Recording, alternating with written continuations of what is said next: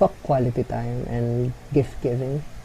I genuinely think curiosity is a love language, and honestly, I think it's the most superior one.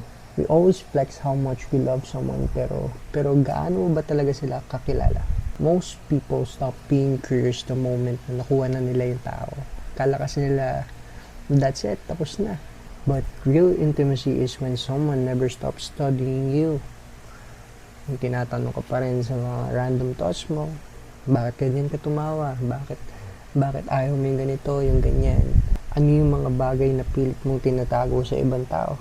They don't just ask, how was your day? Kamusta yung araw mo? They actually want to know how your mind works.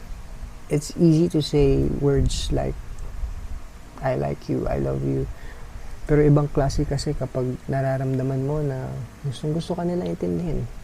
When someone is curious about you, they are choosing to never get bored of who you are becoming. That shit is rare. It means they aren't just in love with the idea of you. Pinipili nilang alamin yung buong pagkatao mo. So yeah, find someone who never gets tired of asking questions about you. And open your heart. You'll never know. Take the risk. Sabay pa kiss. Good night.